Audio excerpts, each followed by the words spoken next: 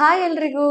ಮಚ್ಚಾ current affairs ದಿನದ ಕತೆ ಮಚ್ಚಾ ಪುಟ್ಟಿಯ ಜೊತೆ ಸೆಪ್ಟೆಂಬರ್ 2 ಏನ್ ನ್ಯೂಸ್ ಇದೆ ಅಂತ ನೋಡೋಣ. ನಮ್ದು ನ್ಯೂಸ್ ನೋಡಕ್ಕಿಂತ ಮುಂಚೆ ಹೇಳಿ ಏನ್ ಮಾಡ್ಬೇಕು. ಇಲ್ಲ ಏನೋ ಹೇಳ್ತೆ ಅಂತ ಅನ್ಕೊಂಡೆ, ಯಾಕಂದ್ರೆ ನಿನ್ನೆ ದಿವಸ ಸಡನ್ ಆಗಿ ಲಾಸ್ಟಿಗೆ ನಿನ್ ನೆನಪಾಯ್ತು ಸೆಪ್ಟೆಂಬರ್ ತಿಂಗಳು ಪೋಷಣ ಅಭಿಯಾನ ಅಂತ. ಸೊ ಯೂಶುವಲಿ ಲಾಸ್ಟ್ ಅಲ್ಲಿ ಸ್ಕಿಪ್ ಮಾಡುತ್ತಾರೆ ಕೆಲವೊಂದು ಜನ. ಸೊ ಅದಕ್ಕೆ ಸೆಪ್ಟೆಂಬರ್ ತಿಂಗಳಲ್ಲಿ ಪೋಷಣ ಮಾಸ ಅಂತ ಆಚರಣೆ ಮಾಡ್ತಿದ್ವಿ. ಅದನ್ನೇನಾದ್ರೂ ರಿಪೀಟ್ ಮಾಡ್ತೀವಿ ಅಂತ ವೇಟ್ ಮಾಡಿದೆ. ಸೊ ಪುಟಿ, ಈಗ ಯಾರ್ಯಾರು ನಮ್ ಚಾನಲ್ ಫಸ್ಟ್ ಟೈಮ್ ನೋಡ್ತಿದ್ರಲ್ಲ ಅವರಿಗೆ ಸಬ್ಸ್ಕ್ರೈಬ್ ಮಾಡಿ, ಲೈಕ್ ಮಾಡಿ, ಬೆಲ್ ಐಕನ್ ಪ್ರೆಸ್ ಮಾಡಿ, ಶೇರ್ ಮಾಡಿ ಅಂತ ಹೇಳ್ತಾ ಸೊ ಫಾಸ್ಟ್ ಆಗಿ ಏನ್ ಮಾಡೋಣ, ಇವತ್ತಿನ ಡಿಸ್ಕಷನ್ ಸ್ಟಾರ್ಟ್ ಮಾಡೋಣ. ಇದು ಕೋವಿಡ್ ಎಲ್ಲ ಬಂತು ಹೋಯ್ತಲ್ವಾ, ಒಮಿಕ್ರಾನ್ ಅದು ಹೋಗಿಲ್ಲ. ಇದು ಅಂದ್ರೆ ಇನ್ನ ಇದೆ, ಅಷ್ಟು ಸಿವಿಯರ್ ಇಲ್ಲ. ನೀನ್ ಬೂಸ್ಟರ್ ಡೋಸ್ ಹಾಕ್ಸ್ಕೊಂಡಿದ್ಯಾ? ಹಾಕ್ಸ್ಕೊಂಡಿಲ್ಲ, ಯಾಕೆ? 2 ಡೋಸ್ ಆಗಿದೆ. ಬೂಸ್ಟರ್ ಡೋಸ್ ಕಾಯ್ತಾ ಇದ್ದೀನಿ, ಟೈಮ್ ಬಂದಿಲ್ಲ. ಬೂಸ್ಟರ್ ಡೋಸ್ ಹಾಕಿಸ್ಕೊ ಮಚ್ಚ ಬೇಗ. ನೀವು ಯಾರ್ಯಾರು ಬೂಸ್ಟರ್ ಡೋಸ್ ಹಾಕ್ಸ್ಕೊಂಡಿಲ್ಲ ಹಾಕ್ಸ್ಕೊಳ್ಳಿ. ಏನಕ್ಕೆ ಬೂಸ್ಟರ್ ಡೋಸ್ ಬಗ್ಗೆ ಮಾತಾಡ್ತಿದ್ದೀನಿ ಅಂತಂದ್ರೆ, ನಮಗ್ ಗೊತ್ತು ಕೋವಿಡ್ ಅಲ್ಲಿ ಒಮಿಕ್ರಾನ್ ತಳಿನೂ ಕೂಡ ಬಂದಿತ್ತು ಅಂತ. ಇದ್ರ ವಿರುದ್ಧ ಒಂದ್ ಬೂಸ್ಟರ್ ಡೋಸ್ಗೆ ಅಮೆರಿಕಾದವರು ಅನುಮೋದನೆ ನೀಡಿದ್ದಾರೆ ಇವಾಗ. ಅಂದ್ರೆ ಇಲ್ಲಿ ಆಲ್ರೆಡಿ ನಾವು ಇಂಡಿಯಾದಲ್ಲಿ ಬೂಸ್ಟರ್ ಡೋಸ್ ಎಲ್ಲ ಹಾಕ್ಸ್ಕೊಂತಿದೀವಿ, ಇದು ಆಲ್ರೆಡಿ ಇದೆ. ಬಟ್ ಅಮೆರಿಕಾದಲ್ಲಿ ಇವಾಗ ಈ ಒಂದು ಒಮಿಕ್ರಾನ್ ತಳಿ ವಿರುದ್ಧ ಹೋರಾಡೋದಕ್ಕೋಸ್ಕರ ಒಂದು ಬೂಸ್ಟರ್ ಡೋಸ್ಗೆ ಅನುಮೋದನೆ ನೀಡಿದ್ದಾರೆ ಇವಾಗ. ಓ, ಅಂದ್ರೆ ಈಗ ನಾರ್ಮಲ್ ಕೋವಿಡ್ ವ್ಯಾಕ್ಸಿನ್ ಬೇರೆ, ಬೂಸ್ಟರ್ ಡೋಸ್ ಒಮಿಕ್ರಾನಿಗೆ ಮತ್ತೊಂದು ಬೂಸ್ಟರ್ ಡೋಸ್. ಈಗ ದೇಶ ಎಲ್ಲ ಹೊಂಟಿದೋ ಏನೋ ಗೊತ್ತಿಲ್ಲ. ಸೊ ಇವನ್ ಏನ್ ಗೊತ್ತಾಗ್ಬಿಟ್ಟಿ, ಮೊನ್ನೆ ದಿವಸ ಹೇಳಿದೆ, ಈ ಕರ್ನಾಟಕದಲ್ಲಿ ಕೋವಿಡ್ ಹೆಚ್ಚಾಗ್ತಿದೆಯಲ್ಲ, ಸಾರ್ವಜನಿಕ ಪ್ಲೇಸ್ ಅಲ್ಲಿ ಮಾಸ್ಕ್ ಹಾಕೊಳ್ಳೋದು ಕಡ್ಡಾಯ. ಸೊ ಮಾಸ್ಕ್ ಹಾಕೊಳ್ಳೇಬೇಕು. ಓಕೆ. ಸೊ ಅದಾದ್ಮೇಲೆ ಮೊನ್ನೆ ದಿವಸ ಒಂದು ಲೇಪದ ಬಗ್ಗೆ ಮಾತಾಡಿದ್ವಿ. ಏನಪ್ಪಾ ಅಂತಂದ್ರೆ ಇದೇ ಕೋವಿಡ್. ಓಕೆ. ಸೊ ಮಿಚಿಗನ್ ಯೂನಿವರ್ಸಿಟಿದು ಸಂಶೋಧಕರು, ರಿಸರ್ಚರ್ಸ್ ಏನ್ ಮಾಡಿದ್ರು ಅಂದ್ರೆ ಕೋವಿಡ್ ವಿರುದ್ಧ ಹೋರಾಟ ಮಾಡೋದಕ್ಕೆ ಒಂದು ಕೋಟಿಂಗ್ ಅನ್ನ ರೆಡಿ ಮಾಡಿದ್ರು. ಸೊ ಈಗ ನೀನೆ ಬಸ್ ಅಲ್ಲಿ ಹೋಗ್ತಿರ್ತೀಯ, ಮೆಟ್ರೋದಲ್ಲಿ ಹೋಗ್ತಿರ್ತೀಯ, ಸೊ ಅದು ಒಂದು ಕೋಟಿಂಗ್ ಹಾಕ್ಬಿಟ್ರೆ ಅದ್ರ ಮೇಲೆ ಏನಾಗಲ್ಲ, ಈ ವೈರಸ್ ಇರಲ್ಲ. ಓಕೆ. ಸೊ ಅದನ್ನ ಹೇಳಿದ್ನಲ್ಲ, ಈಗ ಅದೇ ತರ ಏನಾಗಿದೆಯಪ್ಪ ಅಂತಂದ್ರೆ ನಮ್ಮ IIT ಗೌಹಾಟಿದವರು ಇವ್ರು ಏನ್ ಮಾಡಿದಾರೆ ಅಂದ್ರೆ ಖಾದ್ಯ ಲೇಪ ಅಥವಾ ಎಡಿಬಲ್ ಕೋಟಿಂಗ್ ಅನ್ನ ರೆಡಿ ಮಾಡಿದ್ದಾರೆ. ಇದು ಎದಕ್ಕಂತಂದ್ರೆ, ಫಾರ್ ಎಕ್ಸಾಂಪಲ್ ನೀನು ಟೊಮೆಟೊ ತಗೊಂಡ್ ಬರ್ತೀಯ ಮಾರ್ಕೆಟ್ ಇಂದ, ಎಷ್ಟು ದಿವಸ ಟೊಮೆಟೊ ಯೂಸ್ ಮಾಡಬಹುದು? ಒಂದ್ 4-5 ಕಾಯಿ ಇದ್ರೆ ಒಂದ್ 4-5 ಡೇಸ್, ಒಂದ್ ವೀಕ್ ಬರುತ್ತೆ. ಹಣ್ಣಾಗಿದ್ರೆ ಒಂದ್ 2 ಡೇಸ್ ಅಲ್ಲಿ ಕೊಳತೋಗುತ್ತಲ್ಲ. ಸೊ ಈಗ ಇವ್ರೇನ್ ಕಂಡು ಹಿಡಿದಿದ್ದಾರಲ್ಲ IIT ಗೌಹಾಟಿದವರು, ಇದನ್ನ ಈ ಒಂದು ಕೋಟಿಂಗ್ ಅನ್ನ, ಈ ಎಡಿಬಲ್ ಕೋಟಿಂಗ್ ಅನ್ನ ಒಂಥರ ಈ ತರ ಏನೋ ಟೊಮೆಟೊ ಇಂಥದನ್ನ ತಗೊಂಡು ನೀನ್ ಏನಾದ್ರೂ ಅದ್ಮೇಲೆ ಅಪ್ಲೈ ಮಾಡಿದ್ರೆ ಅದನ್ನ 2 ತಿಂಗಳು ಯೂಸ್ ಮಾಡಬಹುದು. 2 months ವರೆಗೂ ಅದರ ಜೀವಿತಾವಧಿ ಅಥವಾ ಶೆಲ್ಫ್ ಲೈಫ್ ಏನಾಗುತ್ತೆ, ಇನ್ಕ್ರೀಸ್ ಆಗುತ್ತೆ. ಸೊ ಈಗ ಕೋವಿಡ್ ಸಂಬಂಧ ಇಲ್ಲ ಇದು.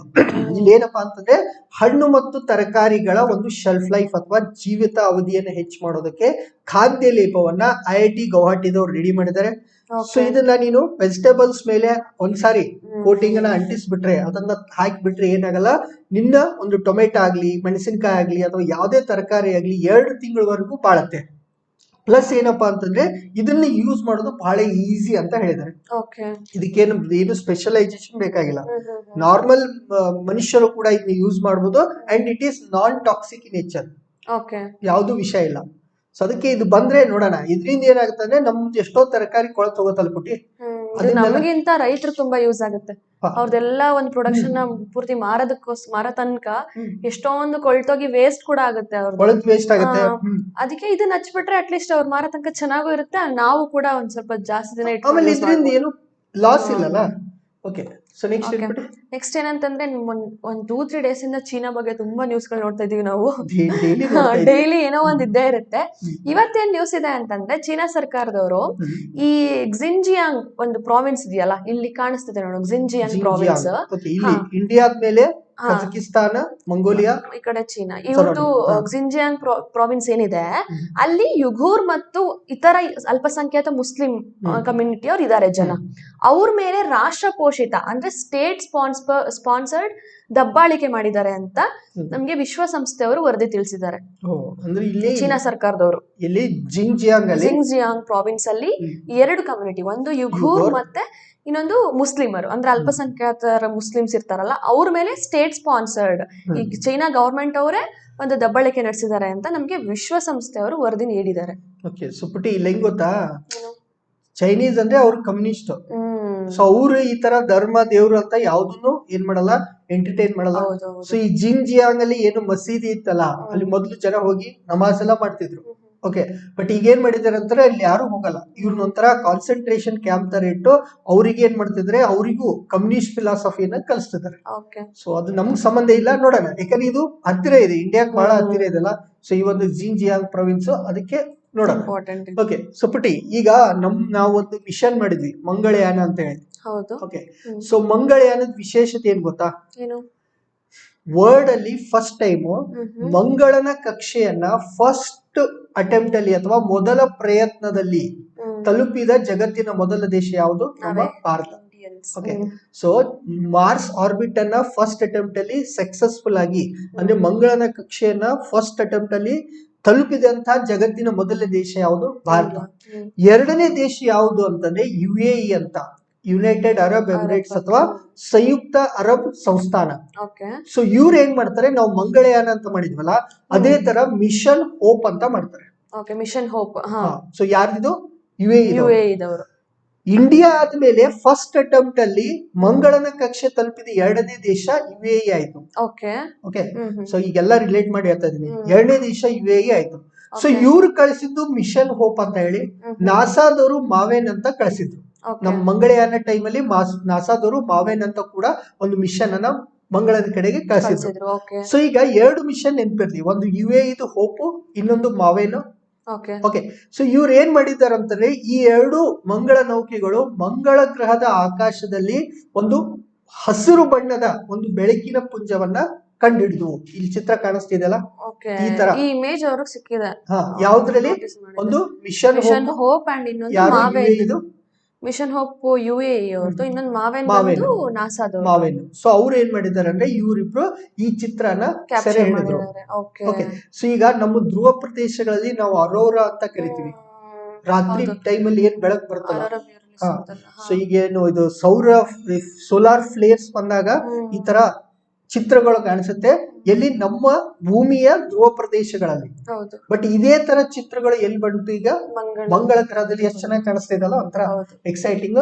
ಸೊ ಇದನ್ನೇ ಸೆರೆ ಹಿಡಿದಿದ್ದು ಎರಡು, ಒಂದು UAE ಹೋಪ್, ಇನ್ನೊಂದು ನಾಸಾದ ಮಾವೇನ್. ಇವೆರಡೂ ಗೊತ್ತಿರಲಿ.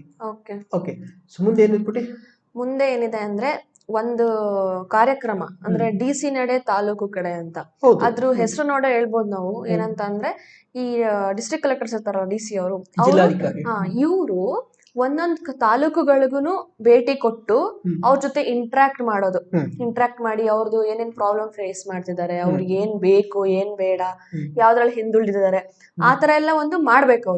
ಅವ್ರ ಸಾರ್ವಜನಿಕ ಸಮಸ್ಯೆಗಳನ್ನ ತಿಳ್ಕೊಂಡು ಅದಕ್ಕೆ ಸ್ಪಂದನೆ ನೀಡಬೇಕು ಅನ್ನೋದು ಈ ಕಾರ್ಯಕ್ರಮದೊಂದು ಇದು ಮೇನ್ ಇಂಟೆನ್ಷನ್. ಸೊ ಇದು ಅನೌನ್ಸ್ ಆಗಿ, ಈ ಪ್ರೋಗ್ರಾಮ್ ಅನೌನ್ಸ್ ಆಗಿ ತುಂಬಾ ತಿಂಗಳುಗಳಾಯ್ತು, ಆಗಿದೆ. ಬಟ್ ಇದು ಸರಿಯಾಗಿ ನಡೀತಿಲ್ಲ, ಯಾರು ವಿಸಿಟ್ ಕೊಡ್ತಾ ಇಲ್ಲ, ಯಾವುದೇ ತಾಲೂಕುಗಳಿಗೆ ವಿಸಿಟ್ ಕೊಡ್ತಾ ಇಲ್ಲ. ಸೊ ಇದು ಹಳಿ ತಪ್ಪಿದೆ, ಈ ಕಾರ್ಯಕ್ರಮ ಹಳಿ ತಪ್ಪಿದೆ ಅಂದ್ರೆ ಸರಿ ನಡೀತಿಲ್ಲ. ಇದಕ್ಕೋಸ್ಕರ ಈ ಬಗ್ಗೆ ಪತ್ರಿಕಾ ವರದಿಗಳು ಎಷ್ಟೊಂದು ನ್ಯೂಸಸ್ ನ ಬಿಟ್ಟಿದ್ರು, ಪ್ರಕಟ ಮಾಡಿದ್ರು. ಸೊ ಇದಕ್ಕೋಸ್ಕರ ಈಗ ಏನಾಗಿದೆ ಅಂದ್ರೆ ರಾಜ್ಯ ಕಂದಾಯ ಇಲಾಖೆಯವರು ಜಿಲ್ಲಾಧಿಕಾರಿಗಳಿಗೆ ಒಂದು ನೋಟಿಸ್ ಕೊಟ್ಟಿದ್ದಾರೆ, ಈ ಕಾರ್ಯಕ್ರಮ ಸರಿ ನಡೀತಿಲ್ಲ, ನೀವು ಮಾಡ್ಬೇಕು ಅಂತ ಹೇಳಿ. ಅದಕ್ಕೆ ಇದು ನ್ಯೂಸ್ ಅಲ್ಲಿ ಇದೆ. ಇದ್ರಲ್ಲಿ ಈ ಕಾರ್ಯಕ್ರಮದಲ್ಲಿ ಏನಂದ್ರೆ ಅದೇ ಹೇಳನಲ್ಲ, ಅವರು ಎವ್ರಿ ಮಂಗಳವಾರ ಅಂದ್ರೆ ವೀಕ್ಲಿ ಒನ್ಸ್, ವಾರದಲ್ಲಿ ಒಂದು ದಿನ, ಅದು ಮಂಗಳವಾರ ತಾಲೂಕು ಕೇಂದ್ರಗಳಿಗೆ ಭೇಟಿ ನೀಡಬೇಕು, ಸಾರ್ವಜನಿಕರ ಜೊತೆ ಮಾತಾಡ್ಬೇಕು, ಅವ್ರದ್ದು ಸಮಸ್ಯೆಗಳಿಂದ ಅದನ್ನ ತಿಳ್ಕೊಂಡು ಅದಕ್ಕೆ ಸೊಲ್ಯೂಷನ್ಸ್ ಕೊಡ್ಬೇಕು. ಇದು ಒಂದು ಈ DC ನಡೆ ತಾಲೂಕುಗಳೇ ಒಂದು ಪ್ರೋಗ್ರಾಮ್. ಇದಕ್ಕೆ ಇವಾಗ ಇವರಿಗೆ DC-ಗಳಿಗೆ ರಾಜ್ಯ ಕಂದಾಯ ಇಲಾಖೆಯವರು ಒಂದು ನೋಟಿಸ್ ಕೊಟ್ಟಿದ್ದಾರೆ, ಏನಂದ್ರೆ ನೀವು ನಿಮ್ದು ಡ್ಯೂಟಿ ಮಾಡ್ತಾ ಇಲ್ಲ, ಮಾಡಿ ಅಂತ. ಬಟ್ ಪುಟಿ ಈಗ ಏನಂತಂದ್ರೆ ಈಗ DC-ಗೂ ನಾವೇನು ಅನ್ನಕ್ಕಾಗಲ್ಲ. ಸೊ ಇಲ್ಲಿ ಏನಾಗುತ್ತೆ ಅವ್ರಿಗೆ ಸಿಕ್ಕಾಪಟ್ಟೆ ಕೆಲಸ ಇರುತ್ತೆ, ಅವ್ರಿಗೆ ಅವ್ರದ್ದು ಒಂದು ರೂಟೀನ್ ಇರುತ್ತೆ, ಪ್ರತಿ ಮಂಗಳವಾರ ಹೋಗ್ಬೇಕು ಅಂತ ಹೇಳಿ. ಇನ್ನೊಂದು ಇಲ್ಲಿ ಪ್ರಾಬ್ಲಮ್ ಏನಾಯ್ತು ಅಂತಂದ್ರೆ ಇವ್ರು ಯಾವ ತಾಲೂಕಿಗೆ ಹೋಗ್ತಿದ್ದಾರೆ ಏನು ಅನ್ನೋದೆಲ್ಲ ಆನ್ಲೈನ್ ಅಲ್ಲಿ ಬರ್ತಾ ಇತ್ತು, ಯಾರಿಗೂ ಗೊತ್ತಾಗ್ತಿರ್ಲಿಲ್ಲ. ಸೊ ಅವ್ರು ಹೋಗ್ತಿದ್ರು, ಮೀಟ್ ಆಗ್ತಿದ್ರು, ಬರ್ತಾ ಇದ್ರು. ಸೊ ಅದಕ್ಕೆ ಸಾರ್ವಜನಿಕರ ಸಮಸ್ಯೆಯನ್ನ ಅವ್ರು ಕೇಳಲಿಲ್ಲ, ಸ್ಪಂದಿಸಲಿಲ್ಲ. ಸೊ ಏನಾಗುತ್ತೆ ನೋಡೋಣ. ಇದು ಏನಂದ್ರೆ ಇಂತ ಪ್ರೋಗ್ರಾಮ್ಸ್ ಆಕ್ಚುಲಿ ನಡಿಬೇಕು, ನಡೆದ್ರೇನೆ ಜನರಿಗೆ ಒಳ್ಳೇದಾಗೋದು. ಇರ್ಲಿ. ಓಕೆ, ಸೊ ಪುಟಿ ನೀನು ಬಂದಿರ್ಲಿಲ್ಲ, ಹಬ್ಬಕ್ಕೆ ಊರಿಗೆ ಹೋಗಿದ್ದೆ. ಅವತ್ ನಾನೊಂದು ಟಾಪಿಕ್ ಹೇಳಿದ್ದೆ, ಏನಪ್ಪಾ ಅಂತಂದ್ರೆ ಈಗ ಬೆಂಗಳೂರಿನ ಕೆಂಪೇಗೌಡ ಇಂಟರ್ನ್ಯಾಷನಲ್ ಏರ್ಪೋರ್ಟ್ ಇದೆಯಲ್ಲ, ಹೌದು. ಅಂತಾರಾಷ್ಟ್ರೀಯ ವಿಮಾನ ನಿಲ್ದಾಣ. ಸೊ ಅಲ್ಲಿ ನಾಡಪ್ರಭು ಕೆಂಪೇಗೌಡದ್ದು 108 ಅಡಿಯ ಒಂದು ಕಂಚಿನ ಪ್ರತಿಮೆನ ಸ್ಥಾಪನೆ ಮಾಡಲಿದ್ದೀವಿ ಅಂತ ಹೇಳಿ ನಾನು ಹೇಳಿದ್ದೆ. ಓಕೆ. ಅದ್ರ ಜೊತೆಗೆ ಇಲ್ಲಿ ಏನಾಗುತ್ತಪ್ಪ ಅಂತಂದ್ರೆ ಇದ್ರ ಸುತ್ತಲೂ ಒಂದು ಉದ್ಯಾನ ನಿರ್ಮಾಣ ಮಾಡ್ತಿದೀವಿ. ಓಕೆ. ಸೊ ಅಲ್ಲಿ ಮಾಡೋದಕ್ಕೆ ಇಲ್ಲಿ ನಾವು ಮಣ್ಣು ಮತ್ತು ನೀರನ್ನ ಸಂಗ್ರಹ ಮಾಡ್ತಿದ್ದೀವಿ. ಓಕೆ. Okay. ಸಾಯಿಲ್ ಮತ್ತೆ ವಾಟರ್ ನ ಸೇವ್ ಹಾ, ಸೊ ಮಣ್ಣಿಗೆ ಪವಿತ್ರ ಮೃತ್ತಿಕೆ ಅಂತ ಕರಿತಿದ್ರೆ ಮಣ್ಣು ಮತ್ತು ಜಲವನ್ನ ಸಂಗ್ರಹ ಮಾಡ್ತಿದೀವಿ. ಸೊ ಈ ಒಂದು ಕಾರ್ಯಕ್ರಮಕ್ಕೆ ಕೆಂಪೇಗೌಡ ಅಭಿವೃದ್ಧಿ ಪ್ರಾಧಿಕಾರದವರು ನಾಡು ಕಟ್ಟೋಣ ಬನ್ನಿ ಅಂತ ಹೇಳಿ ಒಂದು ಘೋಷವಾಕ್ಯ ಕೊಟ್ಟಿದ್ದಾರೆ. ಓಕೆ. ಅದೇನು, ನಾವು ಕರ್ನಾಟಕದ ಬೇರೆ ಬೇರೆ ಮೂಲೆಯಿಂದ ಏನ್ ತಗೊಂಡ್ ಬರ್ಬೇಕು, ಮಣ್ಣು ನೀರನ್ನ ತಗೊಂಡ್ ಬರ್ಬೇಕು. ಎಲ್ಲಿ ಯೂಸ್ ಮಾಡೋದು, ಈ ಪ್ರತಿಮೆ ಸುತ್ತಲೂ ಏನು ಉದ್ಯಾನ ನಿರ್ಮಾಣ ಮಾಡ್ತಿದೀವಲ್ಲ ಅಲ್ಲಿಗೆ. ಓಕೆ. ಸೊ ಈಗ ಇದರಲ್ಲಿ ಹೊಸದಾಗಿ ನಾವೇನು ಓದ್ತಾ ಇದೀವಿ ಅಂದ್ರೆ, ಅವತ್ತು ನಾನು ನೀರಿನ ಬಗ್ಗೆ ಹೇಳಿದ್ದಿಲ್ಲ, ಅವತ್ತು ನೀವು ನೀರಿಂದು ಜಲದ ಬಗ್ಗೆ ಮಾಹಿತಿ ಇರ್ಲಿಲ್ಲ. ಸೊ ಈಗ ಜಲನು ಕೂಡ ಸಂಗ್ರಹ ಮಾಡ್ತಿದ್ದಾರೆ ಸರ್ಕಾರದವರು. ಅಂಡ್ ಫೈನಲಿ ಈ 108 ಅಡಿ ಎತ್ತರದ ಒಂದು ಪ್ರತಿಮೆ ಇದೆ ಅಲ್ಲ, ಇದಲ್ಲ, ಅದಿನ್ನು ಹೊರಗೆ ತೋರಿಸಿಲ್ಲ ಯಾವ ತರ ಇದೆ ಕಂಚಿನ ಪ್ರತಿಮೆ ಅಂತ. ಇದು ಬೇರೆ ಪ್ರತಿಮೆ. ಸೊ ಈ ಒಂದು ಪ್ರತಿಮೆಗೆ ಹೆಸರನ್ನು ಕೂಡ ಕೊಟ್ಟಿದ್ದಾರೆ.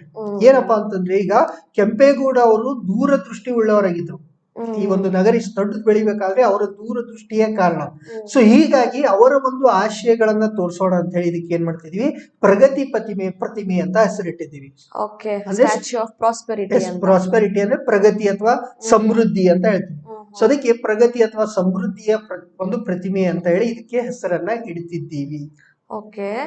ಇದೆಲ್ಲ ಹೇಳ್ದೆ ಅಲ್ವಾ, ನಾನೊಂದಿಷ್ಟು ಕ್ವಶನ್ಸ್ ಕೇಳ್ಬೇಕು ನಮ್ದು ಸ್ಟೂಡೆಂಟ್ಸ್ಗೆ. ಮತ್ತೆ ಇನ್ನೊಂದ್ ಏನ್ ಗೊತ್ತಾ, ನಮ್ಮ ಅಪ್ಪನ ಹೆಸರು ಕೆಂಪೇಗೌಡ, ನಾವು ಕೆಂಪೇಗೌಡರ ಫ್ಯಾಮಿಲಿ ಅವರು. ಹೌದಾ? ನಿಜ, ಯಾರು ನಂಬಲ್ಲ, ನಿಜವಾಗ್ಲೂ ನಾವು ಕೆಂಪೇಗೌಡರ ಫ್ಯಾಮಿಲಿ ಅವರು.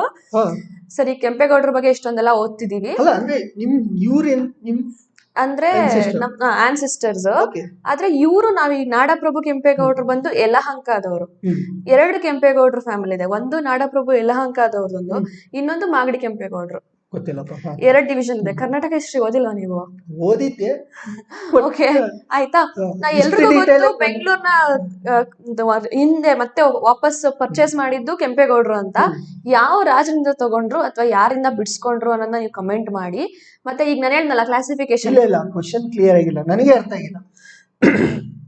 ಬೆಂಗಳೂರ್ನ ನಮಗ್ ಗೊತ್ತು, ಬೆಂಗಳೂರ್ನ ನಿರ್ಮಾಣ ಮಾಡಿದ್ದು ಅಥವಾ ಯಾರೋ ಒಬ್ರು ಪಡಿಸ್ಕೊಂಡಿದ್ರಲ್ವಾ. ಈಗ ಒಂದು ರಾಜ ಅಥವಾ ಒಂದು ವ್ಯಕ್ತಿ ವಶಪಡಿಸ್ಕೊಂಡಿದ್ರು ಬೆಂಗಳೂರ್ನ. ಅದನ್ನ ವಾಪಸ್ ಪರ್ಚೇಸ್ ಮಾಡಿದ್ದು ಒಂದಷ್ಟು ದುಡ್ಡು ಅಥವಾ ಏನೋ ಒಂದ್ ಕೊಟ್ಟಿ ಕೆಂಪೇಗೌಡರು ಅದನ್ನ ಪರ್ಚೇಸ್ ಮಾಡಿದ್ರು. ಹೌದಾ? ಅದು ಯಾರ ಹತ್ರ ಇಂದ ಮತ್ತೆ ಏನ್ ಎಕ್ಸ್ಚೇಂಜ್ ಅಲ್ಲಿ ಅನ್ನೋದನ್ನ ಕಮೆಂಟ್ ಮಾಡಿ. ಮತ್ತೆ ನಾನು ಇವಾಗ ಹೇಳ್ದೆ ಕೆಂಪೇಗೌಡ ಕ್ಲಾಸಿಫಿಕೇಶನ್ ಸಹ ಹೇಳ್ದೆ. ಅದು ಎಷ್ಟೇ ಕೆಂಪೇಗೌಡರು ಅಂತಾನೂ ಇದೆ ಕರ್ನಾಟಕ ಹಿಸ್ಟ್ರಿಯಲ್ಲಿ, ಅದನ್ನ ಹೇಳಿ. ಮತ್ತೆ ಇದು ಸ್ಟ್ಯಾಚ್ಯೂ ಆಫ್ ಪ್ರಾಸ್ಪೆರಿಟಿ ಬಂದು ನಮ್ದು ಕೆಂಪೇಗೌಡರವ್ರ ಪ್ರತಿಮೆನ ಎಲ್ಲಿ ವಿಮಾನ ನಿಲ್ದಾಣದಲ್ಲಿ ನಾವು ಇದು ಮಾಡಿದ್ದಾರೆ. ಅದೇ ತರ ಸ್ಟ್ಯಾಚ್ಯೂ ಆಫ್ ಪೀಸ್ ಅಂತ ಒಂದು ಪ್ರತಿಮೆನ ಶ್ರೀನಗರದಲ್ಲಿ, ಜಮ್ಮು ಕಾಶ್ಮೀರ ಶ್ರೀನಗರದಲ್ಲಿ ಅನಾವರಣ ಮಾಡಿದ್ದಾರೆ. ಅದು ಯಾರ್ದು? ಸೊ ಅದು ಶಾಂತಿಯ ಪ್ರತಿಮೆ. ಶಾಂತಿಯ ಪ್ರತಿಮೆ, ಅದು ಯಾರ್ದು ಅಂತ ಕಮೆಂಟ್ ಮಾಡಿ. ನನಗೆ ಕರೆಂಟ್ ಅಫೇರ್ಸ್ ಅಲ್ಲಿ ಇತ್ತು.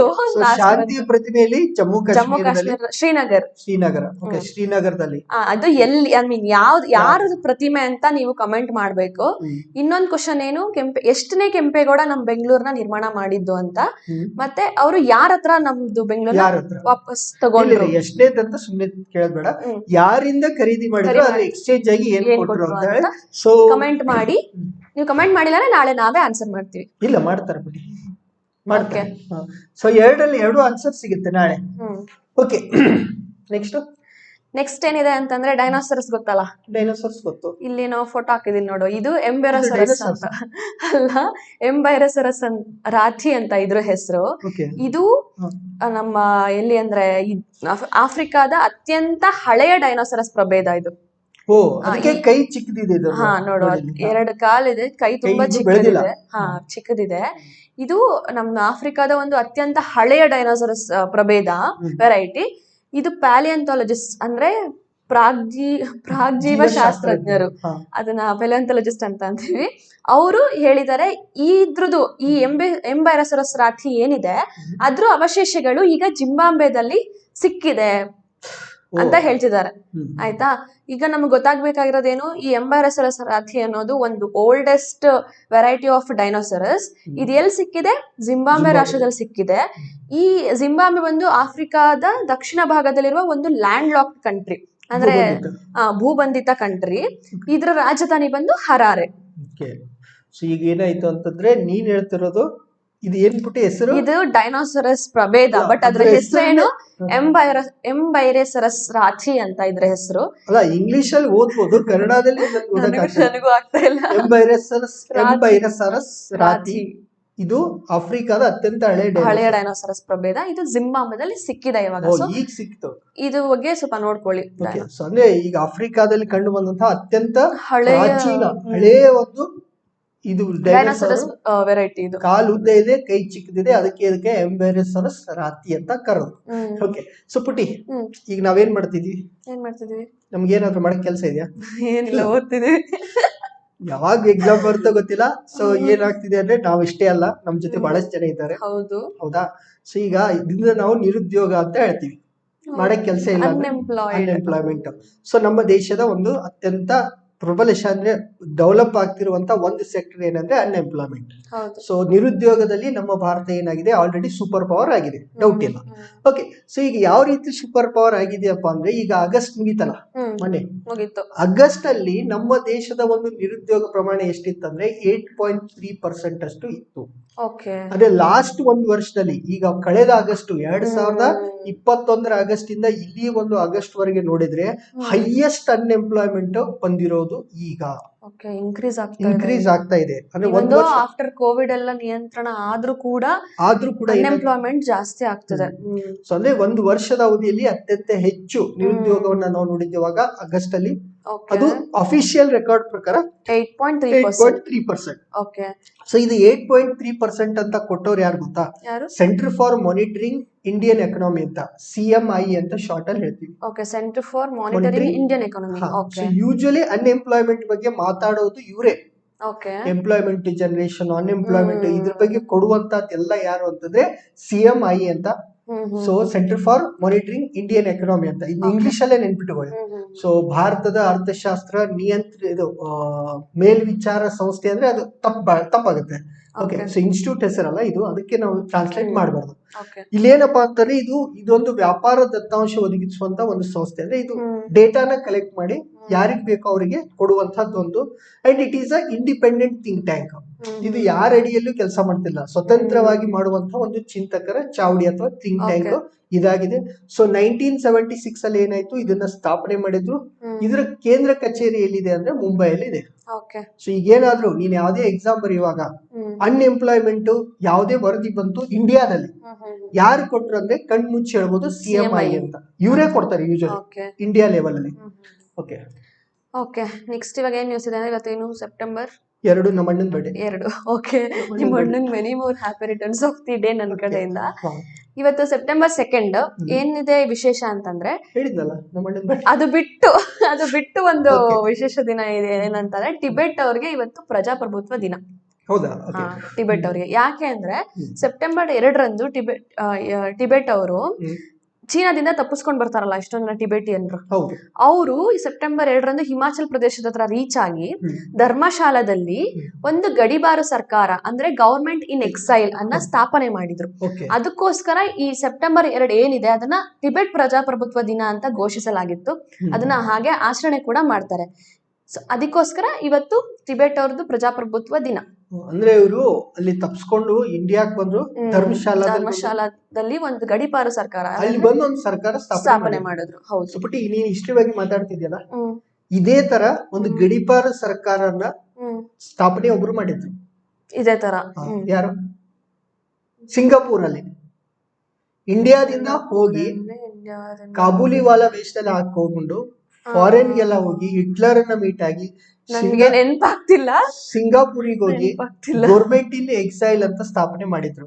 ನೆನಪಾಗ್ತಿಲ್ಲ, ನಮ್ ಸ್ಟೂಡೆಂಟ್ಸ್ ಹೇಳ್ತಾರೆ, ಆಮೇಲೆ ನಾನೇ ಹೇಳ್ಬಿಡ್ತೀನಿ. ಸುಭಾಷ್ ಚಂದ್ರ ಬೋಸ್ ಅವ್ರು ಮಾಡಿದ್ರು. ಓಕೆ. ಸೊ ಅಂದ್ರೆ ಅವ್ರ ಆತರ ಎಕ್ಸೈಲ್, ಗೌರ್ಮೆಂಟ್ ಇನ್ ಎಕ್ಸೈಲ್ ಅಥವಾ ಗಡಿಪಾರು ಸರ್ಕಾರ ಅಂತ ಯಾಕೆ ಮಾಡ್ತಾರಂದ್ರೆ, ನಮ್ಮ ದೇಶ ಸ್ವತಂತ್ರ ಇದೆ, ಓಕೆ ನಮ್ ದೇಶ ಸ್ವತಂತ್ರ ಇದೆ, ಬಟ್ ಏನಂತಾನೆ ಹೊರಗಡೆ ಇದ್ದವ್ರು ಬಂದು ಅದನ್ನ ಅತಿಕ್ರಮಿಸ್ಕೊಂಡಿದ್ದಾರೆ. ಸೊ ಹೀಗಾಗಿ ಇದನ್ನ ನಾವೇನ್ ಮಾಡ್ತಾ ಇದೀವಿ, ಗೌರ್ಮೆಂಟ್ ಇನ್ ಎಕ್ಸೈಲ್ ಅಂತ ಸ್ಟಾರ್ಟ್ ಮಾಡ್ತೀವಿ ಅಂತ ಅವ್ರು ಮಾಡಿದ್ರು. ಮತ್ತೆ ಸುಭಾಷ್ ಚಂದ್ರ ಬೋಸ್ ಏನ್ ಮಾಡಿದ್ರು ಅಂದ್ರೆ ಬೇರೆ ಬೇರೆ ದೇಶಗಳಿಗೆ ಕೇಳ್ತಾ ಇದ್ರು, ನಮಗೊಂದು ರೆಕಗ್ನೈಸೇಷನ್ ಕೊಡಿ. Okay, so you recognise us as a independent government. ಅವಾಗ ಏನಾಗುತ್ತೆ, ಭಾರತದಲ್ಲಿ ಇದ್ದಂತ ಬ್ರಿಟಿಷ್ ಗೌರ್ಮೆಂಟ್ ಇಲ್ಲೀಗಲ್ ಆಗ್ತಿತ್ತು. ಸೊ ಆ ಪ್ರಯತ್ನವನ್ನು ಕೂಡ ಸುಭಾಷ್ ಚಂದ್ರ ಬೋಸ್ ಮಾಡಿದ್ರು. ಸೊ ಅದೇ ತರ ಪಾಪ ಇವರು ಟಿಬೇಟಿಯನ್ ಮಾಡ್ತಿದ್ದಾರೆ. ಸೊ ಎಲ್ಲರಿಗೂ ಟಿಬೇಟಿಯನ್ಸ್ ಯಾರು ಇಲ್ಲೇ ಇಲ್ಲಿ, ಬಟ್ ಅವರಿಗೊಂದು ಅವರ ಒಂದು ಪ್ರಜಾಪ್ರಭುತ್ವ ದಿನ ಇವತ್ತು. ಓಕೆ, ಸೊ ಪುಟಿ ಇದು ಆಕ್ಚುಲಿ ನನಗೆ ಅಪ್ಡೇಟ್ ಆಗ್ಬೇಕಾಗಿತ್ತು. ಮಿಖೈಲ್ ಗೋರ್ಬಚಿವ್ ಅಂದ್ರೆ ಗೊತ್ತಾ? ಗೊತ್ತಿಲ್ಲ. ಓಕೆ, ಸೊ ನಿಮ್ಮ ತಂದೆ ಅಥವಾ ನಿಮ್ ಚಿಕ್ಕಪ್ಪ ಇವ್ರಿಗೆ ಹೋಗಿ ಕೇಳ, ಮಿಖೈಲ್ ಗೋರ್ಬಚಿವ್ ಅಂದ್ರೆ ಯಾರು ಅಂತ ಪಟ್ ಅಂತ ಹೇಳ್ತಾರೆ. ಈಗ ಡೊನಾಲ್ಡ್ ಟ್ರಂಪ್ ಅಂದ್ರೆ ಯಾರು ಗೊತ್ತಾ ನಿಮಗೆ? ಬರಾಕ್ ಒಬಾಮಾ ಅಂದ್ರೆ ಗೊತ್ತಾ? ಸೊ ಆತರ ಜಗತ್ತಿನಲ್ಲಿ ಒಬ್ಬ ಪ್ರಭಾವಶಾಲಿ ವ್ಯಕ್ತಿ ಯಾರು? ಮಿಖೈಲ್ ಗೋರ್ಬಚಿವ್. ಇವರು ಆಗಸ್ಟ್ 30ಕ್ಕೆ ತೀರ್ಕೊಂಡ್ರು. ನಾನು ಅವತ್ತೇ ಹೇಳ್ಬೇಕಿತ್ತು, ಬಟ್ ನಾನ್ ಫೋಕಸ್ ಮಾಡಿರ್ಲಿಲ್ಲ. ಸೊ ನನ್ ತಪ್ಪು. ಮಿಖೈಲ್ ಗೋರ್ಬಚಿವ್ ಅಂದ್ರೆ ಯಾರು ಗೊತ್ತಾ? ಸೊ ಈಗ ರಷ್ಯಾ ಅಂತ ಇದೆ. ಓಕೆ, ಸೊ ರಷ್ಯಾ 1990ಕ್ಕಿಂತ ಮುಂಚೆ ಏನಿತ್ತು, USSR ಅಂತ ಇತ್ತು. Okay, United Soviet state of Russia ಅಂತ ಕರಿತಿದ್ವಿ, ಅಥವಾ ರಷ್ಯಾದ ಸಂಯುಕ್ತ ಸ್ಥಾನ ಅಥವಾ ಸೋವಿಯತ್ ರಷ್ಯಾ ಅಂತ ಕರಿತೀವಿ. ಸೊ ಸೋವಿಯತ್ ರಷ್ಯಾದ ಒಂದು ಒಕ್ಕೂಟದ ಅಧ್ಯಕ್ಷರಾಗಿದ್ರು ಮಿಖೈಲ್ ಗೋರ್ಬಚಿವ್. ಸೊ ಇವರ ಟೈಮ್ ಅಲ್ಲೇ ಏನಾಯ್ತು, ಈ ಒಂದು ಕೋಲ್ಡ್ ವಾರ್ ಸ್ಟಾರ್ಟ್ ಆಗಿತ್ತಲ್ಲ, ಯಾವಾಗಿಂದ? 1945 ಸೆಕೆಂಡ್ ವರ್ಲ್ಡ್ ವಾರ್ ಆದ್ಮೇಲೆ ಏನು ಕೋಲ್ಡ್ ವಾರ್ ಸ್ಟಾರ್ಟ್ ಆಗಿತ್ತಲ್ಲ, ಅದು ಕೊನೆ ಆಗೋದಕ್ಕೆ ಕಾರಣ ಯಾರಾಗಿದ್ರು? ಮಿಖೈಲ್ ಗೋರ್ಬಚಿವ್ ಆಗಿದ್ರು. ಇದ್ರ ಜೊತೆಗೆ ಇವರೇ ಅಧ್ಯಕ್ಷರಾದಾಗ, ಇವರೇ USSR ಅಧ್ಯಕ್ಷರಾದಾಗ, ಈ USSR ಏನಾಗುತ್ತೆ, ಒಡೆದು ಹೋಗಿ ಅದು ವಾಪಸ್ ಏನಾಗುತ್ತೆ, ರಷ್ಯಾ ಈ ತರ ಬೇರೆ ಬೇರೆ ದೇಶಗಳಾಗತ್ತೆ. ಓಕೆ, ಸೊ ಈಗೇನು ಉಕ್ರೇನ್ ಅದೆಲ್ಲ ಬಂತಲ್ಲ, ಆತರ ಬೇರೆ ಬೇರೆ ದೇಶಗಳಾಗಿ ಒಡೆಯೋದಕ್ಕೂ ಕಾರಣ ಇವರೇ ಆಗಿದ್ರು, ಇವ್ರು ತಂದಂತ ಕೆಲವು ನೀತಿಗಳಾಗಿದ್ವು. ಸೊ ಇಂಥ ಒಬ್ಬ ಮಹಾಪುರುಷ ತಮ್ಮ 91ನೇ ವಯಸ್ಸಿನಲ್ಲಿ ನಿಧನರಾದ್ರು. ಇವರಿಗೆ 1990ರಲ್ಲಿ ಏನು ಈ ಒಂದು ಕೋಲ್ಡ್ ವಾರ್ ಅಥವಾ ಶೀತಲ ಸಮರ ನಿಲ್ಲಿಸೋದಕ್ಕೆ ಹೆಲ್ಪ್ ಮಾಡಿದ್ರಲ್ಲ, ಅದಕ್ಕೆ ನೊಬೆಲ್ ಪೀಸ್ ಪ್ರೈಸ್ ಅನ್ನು ಕೂಡ ಕೊಟ್ರು. ಸೊ ಈಗ ಇವ್ರ ಬಗ್ಗೆ ಗೊತ್ತಿರಲಿ, ಇವಾಗ ಜಸ್ಟ್ ನಾನು ಇಷ್ಟು ಹೇಳ್ತಾ ಇದ್ದೀನಿ. ಬಟ್ ಹಿಸ್ಟ್ರಿ ಅಂತ ತೆಗೆದು ನೋಡಿದ್ರಾಗ ಕಾಂಟೆಂಪರರಿ ಹಿಸ್ಟ್ರಿಯಲ್ಲಿ ಮಿಖೈಲ್ ಗೋರ್ಬಚಿವ್ ಅವ್ರದ್ದು ಬಹಳ ದೊಡ್ಡ ಪಾತ್ರ ಇದೆ. ಬರೀ ನಾವು ಒಂದ್ ಸ್ಲೈಡ್ ಅಲ್ಲಿ ಮುಗಿಸ್ತಾ ಇದ್ದೀನಿ, ಬಟ್ ಎಲ್ಲೇ ಇನ್ಫಾರ್ಮೇಶನ್ ಸಿಕ್ಕರೆ ಅದನ್ನ ನಾವು ಓದ್ಬೇಕು. ಓಕೆ, ಸೊ ಇವ್ರ ಬಗ್ಗೆ ಏನೋ ಕ್ವಶನ್ ಕೊಡ್ಬೋದು. ಮತ್ತೆ ಇವ್ರು 2 ಎಕನಾಮಿಕ್ ರಿಫಾರ್ಮ್ಸ್ ಅನ್ನು ತಗೊಂಡ್ ಬಂದಿದ್ರು. ಅದನ್ನ ಯಾವತ್ತಾದ್ರೂ ಟೈಮ್ ಸಿಕ್ಕರೆ ಅದನ್ನೊಂದ್ ಸ್ವಲ್ಪ ನೋಡೋಣ.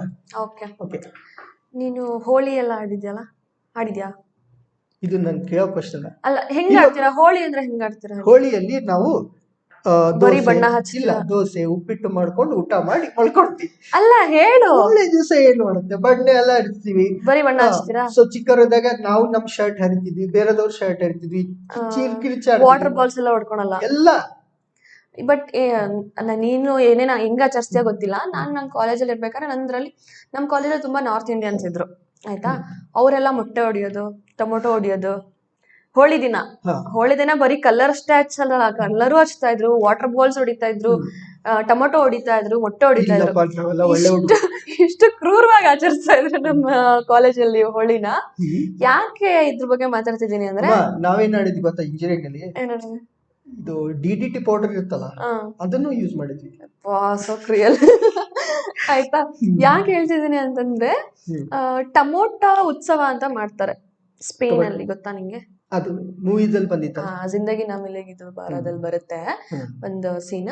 ಸ್ಪೇನ್ ಅಲ್ಲಿ ಒಂದು ಟೊಮೊಟೊ ಫೆಸ್ಟಿವಲ್ ಅಂತ ಮಾಡ್ತಾರೆ. ಅದು ಏನಂತಂದ್ರೆ, ಟೊಮೊಟೊ ಫೆಸ್ಟಿವಲ್ ಅದನ್ನ ಟೊಮೊಟಿನ ಉತ್ಸವ ಅಂತಾನು ಕರೀತಾರೆ. ಈ ಟೊಮೊಟೊ ಫೆಸ್ಟಿವಲ್ ಅಲ್ಲಿ ಒಂದು ಟೊಮೊಟೊ ಹೊಡ್ಕೊಳ್ಳೋದು, ಒಬ್ರಿಗೊಬ್ರು ಸರ್ರಿಗೆ ಹೊಡ್ಕೊಳ್ಳೋದು, ಇದೇ ಟೊಮೊಟೊ ಫೆಸ್ಟಿವಲ್. ಹಂಗ ಹೊಡೆಯೋದಿರಲ್ಲ, ಸುಮ್ನೆ ಇದನ್ ಮಾಡೋದು. ಏನ್ ಹೊಡಿಯೋದಿರಲ್ಲ ಅಲ್ಲ, ಅದು ಹೊಡ್ಸ್ಕೊಂಡಿದೀವಿ ನಾವು ಕಾಲೇಜಲ್ಲಿ. ಅಲ್ಲ, ಇವ್ರು ಟೊಮೆಟೊ ಎಲ್ಲ ಹೊಡಿಯಲ್ಲ, ರಾಶಿ ಹಾಕಿ ತುಳ್ಕೊಂಡು ಆತರ ಫುಲ್ ಮಜಾ ಮಾಡ್ತಾರೆ, ಒಂದ್ ಒಳ್ಳೆ ಮ್ಯೂಸಿಕ್ ಹಾಕೊಂಡು ಆತರ ಎಲ್ಲ. ಇದು ಟೊಮೊಟೊ ಉತ್ಸವ ಬಂದು ಸ್ಪೇನ್ ದೇಶದ ಒಂದು ಬುನೋಲ್ ಅನ್ನೋ ನಗರದಲ್ಲಿ ಆಯೋಜನೆ ಮಾಡ್ತಾರೆ ಎವ್ರಿ ಇಯರ್. ಈಗ ಲಾಸ್ಟ್ 2 years ಇಂದ ಕೋವಿಡ್ ಆಗಿದ್ರಿಂದ ಇದನ್ನ ಮಾಡಕ್ ಆಗ್ಲಿಲ್ಲ, ಯಾಕಂದ್ರೆ ಸೇರ್ಬಾರ್ದು ಜನ ಎಲ್ಲ, ಸಾಮಾಜಿಕ ಅಂತರ ಎಲ್ಲ ಇದ್ ಮಾಡ್ಬೇಕಂತ ಇತ್ತು. ಸೊ 2 years ಇಂದ ಮಾಡಿರ್ಲಿಲ್ಲ ಸ್ಪೇನ್ ಅಲ್ಲಿ.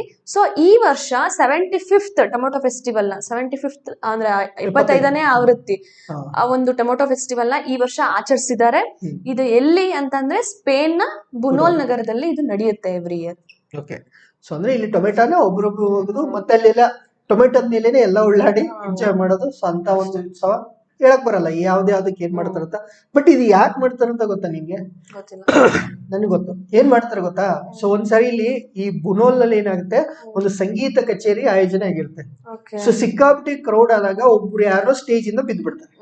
ಸೊ ಬಿದ್ದಂತ ವ್ಯಕ್ತಿಗೆ ಸಿಟ್ಟು ಬಂದು ಎಲ್ರಿಗೂ ಬೈತಾ, ನನ್ ವಯಸ್ಸು ಹೋಗ್ತಾರೆ. ಓಕೆ, ಸೊ ಎಲ್ರಿಗೂ ಅವರು ಏನ್ ಮಾಡ್ತಾರೆ, ಬೈತಾ ಹೋಗುವಾಗ ದಾರಿಯಲ್ಲಿ ಟೊಮೆಟೊದೆಲ್ಲ ಸಿಗುತ್ತೆ, ಟೊಮೆಟೊ ತರಕಾರಿ ಎಲ್ಲ ಸಿಗುತ್ತೆ. ಅದನ್ನ ತಗೊಂಡು ಎಲ್ಲರಿಗೂ ಸ್ಟಾರ್ಟ್ ಮಾಡಿದ್ರು. ಸೊ ಹೀಗಾಗಿ ಟೊಮೆಟಿನ ಉತ್ಸವ ಸ್ಟಾರ್ಟ್ ಆಯ್ತು ಅಂತ ಹೇಳ್ತಾರೆ. ಬಟ್ ಇದು ಕರೆಕ್ಟ್ ತಪ್ಪ ಅಂತ ಯಾರಿಗೂ ಗೊತ್ತಿಲ್ಲ. ಸ್ಟೋರಿ ಬಟ್ ಇದು ಆಗಿತ್ತೋ ಇಲ್ವೋ ಅಂದ್ರೆ ಈ ತರ ಆಗಿತ್ತು ಅಂತ ಕೆಲವೊಂದು ಜನ ಹೇಳ್ತಾರೆ. ಹೆಚ್ಚು ಕಡಿಮೆ 1945 ಇದಾಗಿತ್ತು ಅಂತ ಹೇಳ್ತಾರೆ. ಬಟ್ ನನಗೆ ಗೊತ್ತಿಲ್ಲಪ್ಪ. ನೋಡ ನೆಕ್ಸ್ಟ್ ನ್ಯೂಸ್ ಏನಿದೆ. ಸೊ ಪುಟಿ ಒಂದ್ ದೊಡ್ಡ ನ್ಯೂಸ್. ಸೊ ಈಗ IMF ಅಂತ ಗೊತ್ತಾ? ಓಕೆ, ಬ್ರಿಟನ್ ವುಡ್ ಇನ್ಸ್ಟಿಟ್ಯೂಟ್ಸ್ ಅಂತ ಹೇಳ್ತೀವಿ, ಬ್ರಿಟನ್ ವುಡ್ ಸಂಸ್ಥೆಗಳು. ಅದ್ರಲ್ಲಿ ಒಂದು ಯಾವ್ದು IMF, ಇನ್ನೊಂದು ಕ್ವಶನ್ ಕೇಳೋಣ ಬೇಡ. ಸೊ ಈಗ ಬ್ರಿಟನ್ ವುಡ್ ಸಂಸ್ಥೆಗಳು ಅಂತ ಹೇಳ್ತೀವಿ, ಬ್ರಿಟನ್ ವುಡ್ ಇನ್ಸ್ಟಿಟ್ಯೂಟ್ಸ್ ಅಂತ ಹೇಳಿ. ಅದ್ರಲ್ಲಿ 2 ಬರುತ್ತೆ, ಒಂದು IMF ಅಂತ ಬರುತ್ತೆ, ಇನ್ನೊಂದು ಯಾವ್ದು ಅನ್ನೋದನ್ನು ಕೂಡ ಏನ್ ಮಾಡ್ಬೇಕು, ಕಮೆಂಟ್ ಅಲ್ಲಿ ಹಾಕ್ಬೇಕು. ಓಕೆ, ಸೊ ನೀನ್ ಅರ್ಥ ಹೇಳಿದೆ ಬಟ್ ಕೇಳಿಸ್ಲಿಲ್ಲ ಅನ್ಕೋತೀನಿ. ಸೊ ಇಲ್ಲಿ ಏನಾಗುತ್ತೆ ಗೊತ್ತಾ, ಈಗ IMF ಅನ್ನೋದು ಯಾಕೆ ಸ್ಟಾರ್ಟ್ ಆಯ್ತು ಅಂದ್ರೆ, ಈಗ ಜಗತ್ತಲ್ಲಿ ಈಗ ಯಾವಾಗ 2ನೇ ಮಹಾಯುದ್ಧ, ಅವಾಗ ಸುಭಾಷ್ ಚಂದ್ರ ಬೋಸ್ ಎಲ್ಲ ಹೇಳಿದ್ನಲ್ಲ. ಸೊ 1945 ಏನಾಗುತ್ತೆ, 2ನೇ ಮಹಾಯುದ್ಧ, ಸೆಕೆಂಡ್ ವರ್ಲ್ಡ್ ವಾರ್ ಮುಗಿಯುತ್ತೆ. ಸೊ ಆ ಟೈಮಲ್ಲಿ ಜಗತ್ತಲ್ಲಿ ಏನಾಗ್ಬೇಕು, ಆರ್ಥಿಕವಾಗಿ ಸಹಕಾರ ಆಗ್ಬೇಕು. ಸೊ ಫೈನಾನ್ಷಿಯಲಿ ನಾವು ಸ್ಟೇಬಲ್ ಆಗ್ಬೇಕು. ಸೊ ಉದ್ಯೋಗ ಸೃಷ್ಟಿ ಆಗ್ಬೇಕು, ಸುಸ್ಥಿರ ಅಭಿವೃದ್ಧಿ ಆಗ್ಬೇಕು. ಸೊ ಇಂಥ ದೃಷ್ಟಿಯಿಂದ ಅಂದ್ರೆ ಆಫ್ಟರ್ ಸೆಕೆಂಡ್ ವರ್ಲ್ಡ್ ವಾರ್ ಜಗತ್ತು ಯಾವ ರೀತಿ ಇರಬೇಕಂತ ಹೇಳಿ ಯೋಚನೆ ಮಾಡೋದಕ್ಕೆ ಈ ಒಂದು ಬ್ರಿಟನ್ ವುಡ್ಸ್ ಅಲ್ಲಿ ಒಂದು ಮೀಟಿಂಗ್ ಆಗುತ್ತೆ. ಆ ಮೀಟಿಂಗ್ ಆದಾಗ ಒಂದು IMF ಉಟ್ಕೊಳ್ಳುತ್ತೆ, ಇನ್ನೊಂದು ಆ ಒಂದು ಸಂಸ್ಥೆ ಉಟ್ಕೊಳ್ಳುತ್ತೆ. ಸೊ ದೇಶಗಳ ನಡುವೆ ಆರ್ಥಿಕ ಸಹಕಾರ ಆಗ್ಲಿ, ಮತ್ತೆ ಉದ್ಯೋಗ ಸೃಷ್ಟಿ ಆಗ್ಲಿ, ಸುಸ್ಥಿರವಾಗಿ ಈ ಒಂದು ಆರ್ಥಿಕ ಬೆಳವಣಿಗೆ ಆಗ್ಲಿ ಅಂತ ಹೇಳಿ ನಾವು IMF ಅನ್ನ ಸ್ಥಾಪನೆ ಮಾಡ್ತೀವಿ. IMF ಅಂತಂದ್ರೆ ಅಂತಾರಾಷ್ಟ್ರೀಯ ಹಣಕಾಸು ನಿಧಿ. ಸೊ ಈ ಕೆಲಸನ IMF ಅವರು ಮಾಡ್ತಾರೆ ಹೋಗ್ತಿದ್ರೆ. ಈಗ ಫಾರ್ ಎಕ್ಸಾಂಪಲ್ 1991ರಲ್ಲಿ ನಮಗೆ ಏನಾಗುತ್ತೆ, ನಮಗೆ ಆರ್ಥಿಕ ಸಂಕಷ್ಟ ಆಗಿತ್ತು. ಸೊ ನಮ್ಮ ಹತ್ರ ಫಾರಿನ್ ಎಕ್ಸ್ಚೇಂಜ್ ರಿಸರ್ವ್ಸ್ ಇಲ್ಲ. ಅವಾಗ್ಲೂ ಕೂಡ ನಾವು ಯಾರ ಹತ್ರ ಹೋಗ್ತೀವಿ, IMF ಅವ್ರ ಹತ್ರ ಹೋಗ್ತೀವಿ. ಈಗ ನಾನು ಇಷ್ಟೆಲ್ಲ ಎದಕ್ಕೆ ಹೇಳ್ತಿದ್ದೀನಿ ಅಂತಂದ್ರೆ, ನಮ್ಮ ತರನೇ ಸಿಚುವೇಶನ್ ಯಾರಿಗ್ ಬಂದಿದೆ, ಶ್ರೀಲಂಕಾದವ್ರಿಗೆ ಬಂದಿದೆ. ಶ್ರೀಲಂಕಾ ಕ್ರೈಸಿಸ್ ಆಯ್ತಲ್ಲ. ಸೊ ಪಾಕಿಸ್ತಾನದವ್ರು ಡೈಲಿ ಹೋಗ್ತಾರೆ, ಪಾಕಿಸ್ತಾನದವ್ರು IMF ಡೈಲಿ ಹೋಗ್ತಾರೆ. ಅದನ್ನ ಹೇಳದ್ ಬೇಡ. ಸೊ ಅವ್ರಿಗೆ IMF ಇಲ್ಲ ಚೈನಾ ಬರ್ಬೇಕು ಪಾಕಿಸ್ತಾನದವ್ರಿಗೆ. ಓಕೆ, ಸೊ ಚೀನಾದವ್ರಿಗೆ ಏನ್ ಈಗ ಆರ್ಥಿಕ ಸಂಕಷ್ಟ ಬಂದಿದೆಯಲ್ಲ, ಅದಕ್ಕೆ ಅವರು IMF ಇಂದ ದುಡ್ಡನ್ನ ತಗೊಂಡ್ರು, ಸಾಲ ತಗೊಂಡ್ರು. ಎಷ್ಟು ಸಾಲ ತಗೊಂಡಿದ್ದಾರೆ ಅಂದ್ರೆ $2.9 ಬಿಲಿಯನ್ ಅಷ್ಟು ಸಾಲ ತಗೊಂಡಿದ್ದಾರೆ. ಅದನ್ನ ಯಾರು ಕೊಡ್ತಿದ್ರೆ, IMF ದವರು ಶ್ರೀಲಂಕಾಗೆ $2.9 ಬಿಲಿಯನ್ ಅಷ್ಟು ಸಾಲವನ್ನ ಕೊಟ್ರು. ಸೊ ಈಗ IMF ಬಗ್ಗೆ ಸುಮ್ಮನೆ ಫಾಸ್ಟ್ ಆಗಿ ಏನೇನಂತ ಹೇಳ್ಬಿಡೋಣ. ಸೊ 1944 ಅಲ್ಲಿ ಏನಾಗಿತ್ತು, ಈ ತರ ಒಂದು ಮೀಟಿಂಗ್ ಆಗಿತ್ತು. ಮೀಟಿಂಗ್ ಆಗಿ ಇದು ಕೆಲಸ ಮಾಡಕ್ ಸ್ಟಾರ್ಟ್ ಮಾಡಿದೆ ಯಾವಾಗ, ಅಂದ್ರೆ ಸೆಕೆಂಡ್ ವರ್ಲ್ಡ್ ವಾರ್ ಮುಗಿದ್ಮೇಲೆ. ಇದರ ಒಂದು ಹೆಡ್ ಕ್ವಾರ್ಟರ್ ಎಲ್ಲಿದೆ, ವಾಷಿಂಗ್ಟನ್ DC. 190 ಸದಸ್ಯ ರಾಷ್ಟ್ರಗಳಿದಾವೆ, 190 ಸದಸ್ಯ ರಾಷ್ಟ್ರಗಳು. ಮತ್ತೆ ಸದಸ್ಯ ರಾಷ್ಟ್ರಗಳು ಏನ್ ದುಡ್ಡನ್ನ ಕೊಡ್ತಾರ, ಈ ಫಾರ್ ಎಕ್ಸಾಂಪಲ್ ಶ್ರೀಲಂಕಾಕ್ಕೆ ದುಡ್ಡನ್ನ ಕೊಟ್ವಿ, ಸಾಲವನ್ನ ಕೊಟ್ವಿ. ಸೊ ಶ್ರೀಲಂಕಾಕ್ಕೆ ಯಾವ ರೀತಿ ದುಡ್ಡನ್ನ 2.9 ಸೊ ಈ $2.9 ಬಿಲಿಯನ್ ಎಲ್ಲಿಂದ ಬರುತ್ತೆ. ಓಕೆ, ಸೊ ಇದನ್ನ ಏನ್ ಮಾಡ್ತಾರೆ ಅಂದ್ರೆ, ಮೆಂಬರ್ ಕಂಟ್ರೀಸ್ 190 ಮೆಂಬರ್ ಕಂಟ್ರೀಸ್ ಇಲ್ಲ, ಸದಸ್ಯ ರಾಷ್ಟ್ರಗಳು, ಅವರು ತಮ್ಮ ಒಂದು ಆರ್ಥಿಕ ಶಕ್ತಿಯ ಆಧಾರದ ಮೇಲೆ, ಅವ್ರ ಫೈನಾನ್ಷಿಯಲಿ ಅವ್ರ ದೇಶ ಎಷ್ಟು ಸಮೃದ್ಧಿ ಇದೆಯಲ್ಲ ಅದರ ಮೇಲೆ ಏನ್ ಮಾಡ್ತಾರೆ, ಹೂಡಿಕೆಯನ್ನ ಮಾಡ್ತಾರೆ ಇಲ್ಲಿ IMF ಅಲ್ಲಿ. ಅದನ್ನ ನಾವು ಕೋಟಾ ಅಂತ ಕರಿತೀವಿ.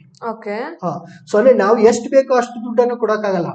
IMF ನವರೇ ಡಿಸೈಡ್ ಮಾಡ್ತಾರೆ, ನಿಮ್ಗೆ ಇಷ್ಟು ಕೋಟಾ ಕೊಡ್ತೀವಿ, ನಿಮ್ಗೆ ಇಷ್ಟು ಕೋಟಾ ಕೊಡ್ತೀವಿ ಅಂತ ಹೇಳಿ, ಶೇರ್ಸ್ ತಗೊಳ್ಳೋತ್ರ.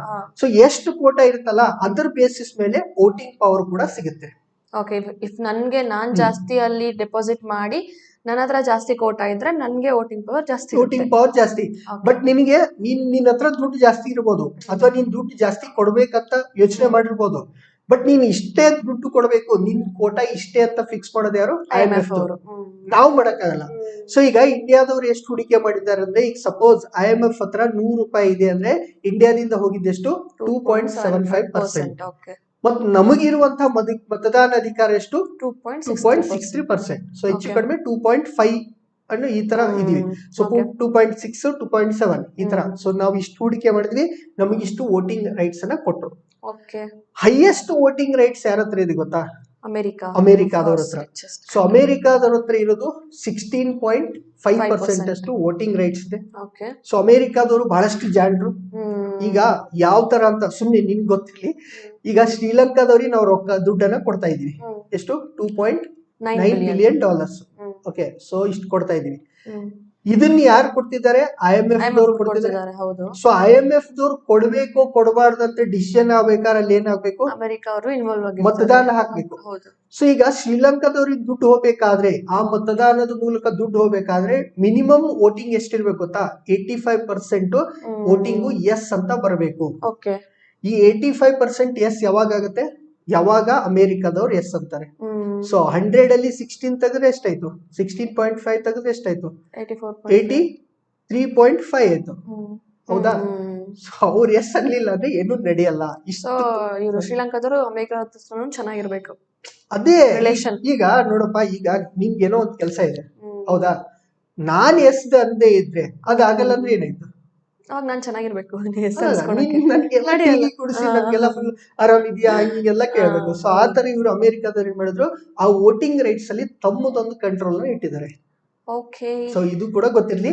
ಓಕೆ, ಸೊ ಏನ್ ಮಾತಾಡ್ತಿದ್ವಿ? ಶ್ರೀಲಂಕಾದವ್ರಿಗೆ ದುಡ್ಡು ಕೊಟ್ಟರು, IMF ದವರು. IMF ಜೊತೆಗೆ ಇನ್ನೊಂದು ಸಂಸ್ಥೆ ಸ್ಥಾಪನೆ ಆಯ್ತು. ಅದನ್ನ ಹೇಳ್ತೀವಿ ಯಾವ್ದು ಅಂತ ಹೇಳಿ, ಎಲ್ಲಿ ಸ್ಟಾರ್ಟ್ ಆಯ್ತು, ಕೇಂದ್ರ ಕಚೇರಿ, ಮೆಂಬರ್ಸ್ ಎಷ್ಟು, ಮತ್ತೆ ಯಾವ ರೀತಿ ಇಲ್ಲಿ ಕೆಲಸ ನಡೆಯುತ್ತೆ ಅಂತ. ಯಾಕಂದ್ರೆ ನಾವು ಶ್ರೀಲಂಕಾದವ್ರಿಗೆ ದುಡ್ಡು ಕೊಡ್ಬೇಕಾದ್ರೆ ನಾವು ಎಸ್ ಅಂತ ಇರ್ತೀವಿ, ಇದೆಲ್ಲ ನಮ್ಗೆ ಗೊತ್ತಿರ್ಲಿ. ಅಂಡ್ ಫೈನಲಿ ಇದೇ ಲಾಸ್ಟ್ ಅನ್ಕೊಳ್ತೀನಿ. ಮತ್ತೆ ಇನ್ನೊಂದ್ ಏನ್ ಗೊತ್ತಾ, ನಾವು ನೀನ್ ಹೇಳ್ದೆ ಅಲ್ವಾ, ಅಮೆರಿಕ ಹತ್ರ ಹೆಚ್ಚು ವೋಟಿಂಗ್ ಪವರ್ ಇದೆ ಅಂತ. ಲೀಸ್ಟ್ ಅಂದ್ರೆ ಕಮ್ಮಿ ಮತದಾನ ಹಾಕಿರೋದು ಯಾರಿಗೆ, ಮತ್ತೆ ಲಾಸ್ಟ್ ಮೆಂಬರ್ ಯಾರು? ಇಲ್ಲ, ಸಿಗಲ್ಲ. ಲಾಸ್ಟ್ ಮೆಂಬರ್ ಟು ಜಾಯಿನ್ ಯಾರು ಅಂತಾನು ಸಿಗಲ್ಲ. 190th ಮೆಂಬರ್ ತಿಳ್ಕೊಂಡಿರ್ಲಿ ಅಂತ. Last member to join IMF ಇವಾಗ 190 ಮೆಂಬರ್ಸ್ ಇದಾರಲ್ವಾ ಸದಸ್ಯ. ಸೊ 190th ಮೆಂಬರ್ ಯಾರು, ಮತ್ತೆ ಲೀಸ್ಟ್ ವೋಟಿಂಗ್ ಪವರ್ ಯಾರಿಗಿದೆ, ಯಾರು ಇದನ್ನ ಕಮೆಂಟ್ ಅಲ್ಲಿ ಹಾಕಿ. ನೆಕ್ಸ್ಟ್ ಅಂಡ್ ಲಾಸ್ಟ್ ನ್ಯೂಸ್ ಏನಂತಂದ್ರೆ, ಅಪೇಕ್ಷಾ ಫರ್ನಾಂಡಿಸ್ ಹೆಸರು ಎಷ್ಟು ಚೆನ್ನಾಗಿದೆ ಅಲ್ವಾ? ಅಪೇಕ್ಷಾ ಫರ್ನಾಂಡಿಸ್ ಚೆನ್ನಾಗಿಲ್ವಾ? ನನಗ್ ಚೆನ್ನಾಗಿದೆ ಅನ್ಸ್ತಿದೆ. ಇವರು ಈ ಅಪೇಕ್ಷಾ ಫರ್ನಾಂಡಿಸ್ ಈ ಪಿಕ್ಚರ್ ಅಲ್ಲಿ ಏನ್ ನೋಡ್ತಿದ್ದೀರಾ ನೀವು, ಇವರು ವಿಶ್ವ ಜೂನಿಯರ್ ಈಜು ಚಾಂಪಿಯನ್ಶಿಪ್ ಅಂತಂದ್ರೆ ಇದು ಸ್ವಿಮ್ಮಿಂಗ್ ಚಾಂಪಿಯನ್ಶಿಪ್ ಅಲ್ಲಿ ಭಾರತದ ಅಪೇಕ್ಷಾ ಫರ್ನಾಂಡಿಸ್ ಅವರು ಫೈನಲ್ಸ್ ಗೆ ಪ್ರವೇಶ ನೀಡಿದ್ದಾರೆ. ಹಿಂಗಂದ್ರೆ ಈಗ ಚೆನ್ನಾಗಿ ಅನ್ಸುತ್ತೆ. ಭಾರತದವರು ಇವಾಗ ಫೈನಲ್ಸ್ ಗೆ ಎಂಟರ್ ಆಗಿದ್ದಾರೆ. ಈ ಸಾಧನೆ ಮಾಡಿದ ಭಾರತದ ಮೊದಲ ಈಜುಪಟು ಇವರು. ಈ ತರ ಒಂದು ಸಾಧನೆ ಮಾಡಿರುವಂತ ಮೊದಲ ವ್ಯಕ್ತಿ ಇವರೇ ಆಗಿದ್ದಾರೆ ಇಂಡಿಯಾದಿಂದ. ಇವರು 200 ಮೀಟರ್ಸ್ ಬಟರ್ಫ್ಲೈ ವಿಭಾಗದಲ್ಲಿ ಈ ಸಾಧನೆ ಮಾಡಿರೋದವ್ರು. ಓಕೆ, ಸೊ ಏನ್ ಗೊತ್ತಾ ಪುಟಿ, ಏನು ಇವರು ಫೈನಲ್ ಪ್ರವೇಶ ಮಾಡಿದ್ರು. ಆ ಫೈನಲ್ಸ್ ಮುಗಿದಾಗ ಇವರೇ ಲಾಸ್ಟ್ ಇದ್ರು.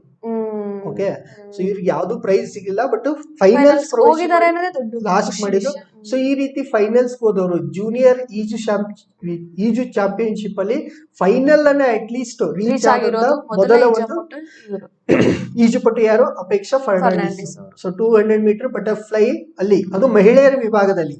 ಓಕೆ, ಸೊ ಮಹಿಳೆಯರ ವಿಭಾಗದಲ್ಲಿ ಇವರಿದ್ರು. ಪುರುಷರ ವಿಭಾಗದಲ್ಲಿ ಯಾರಿದ್ರು ಗೊತ್ತಾ? ಭಾರತದಿಂದ ವೇದಾಂತ್ ಮಾಧವನ್ ಅವ್ರ ಮಗ ಅವ್ರಿದ್ರು. ಬಟ್ ಅವರು ಇದು ಸ್ಟಾರ್ಟ್ ಅನ್ನೋಕ್ಕಿಂತ ಮುಂಚೆನೆ ನೀರಲ್ಲಿ ಜಿಗ್ಬಿಟ್ಟಿದ್ರು. ಸೊ ಹೀಗಾಗಿ ಅವ್ರನ್ನ ಡಿಸ್ಕ್ವಾಲಿಫೈ ಮಾಡಿದ್ರು. ಸೊ ಇರ್ಲಿ, ಅಪೇಕ್ಷಾ ಫರ್ನಾಂಡಿಸ್ ಏನ್ ಸಾಧನೆ ಮಾಡಿದ್ದಾರೆ? ಫೈನಲ್ಸ್ ಗೆ ರೀಚ್ ಆಗಿದ್ದಾರೆ. ಅಂದ್ರೆ ಯಾರು ಯಾವ ಇದ್ರಲ್ಲಿ ಅಂತ ಕೇಳ್ಬೋದು. ವಿಶ್ವ ಜೂನಿಯರ್ ಈಜು ಚಾಂಪಿಯನ್ಶಿಪ್ ನಲ್ಲಿ ಫಸ್ಟ್ ಮಹಿಳೆ ಇವ್ರ ಈ ತರ ಭಾರತದಿಂದ ಒಂದು ಪಾರ್ಟಿಸಿಪೇಟ್ ಆಗಿ ಫೈನಲ್ ಗೆ ರೀಚ್ ಆಗಿರೋ ಅಂತ ವ್ಯಕ್ತಿ. ಅಷ್ಟೇ ಇವತ್ತಿನ ನ್ಯೂಸ್. ನಮ್ಮ ಚಾನಲ್ನ ಯಾರು ಫಸ್ಟ್ ಟೈಮ್ ನೋಡ್ತಿದ್ದೀರಾ, ನಮ್ಮ ವಿಡಿಯೋಸ್ನೆಲ್ಲ ಯಾರು ಫಸ್ಟ್ ಟೈಮ್ ವಾಚ್ ಮಾಡ್ತಿದ್ದೀರಾ, ನಮ್ಮ ಚಾನಲ್ಗೆ ಸಬ್ಸ್ಕ್ರೈಬ್ ಮಾಡಿ, ಲೈಕ್ ಮಾಡಿ, ಮತ್ತು ಬೆಲ್ ಬಟನ್ಸ್ನ ಪ್ರೆಸ್ ಮಾಡೋದ್ರಿಂದ ನಿಮಗೆ ನಮ್ಮ ವಿಡಿಯೋಸ್ ನೋಟಿಫಿಕೇಶನ್ ಬೇಗ ಸಿಗುತ್ತೆ. ಹಾಗೆ ನಮ್ಮ ವಿಡಿಯೋಸ್ ನಿಮಗೆಲ್ಲ ಎಷ್ಟು ಯೂಸ್ಫುಲ್ ಅನಿಸ್ತಿದೆ, ಸೊ ನಿಮ್ಮ ಫ್ರೆಂಡ್ಸ್ಗೂ ಯೂಸ್ಫುಲ್ ಆಗಲಿ ಅಂತ ಅವರಿಗೂ ಸಹ ಈ ವಿಡಿಯೋಸ್ನೆಲ್ಲ ಶೇರ್ ಮಾಡಿ.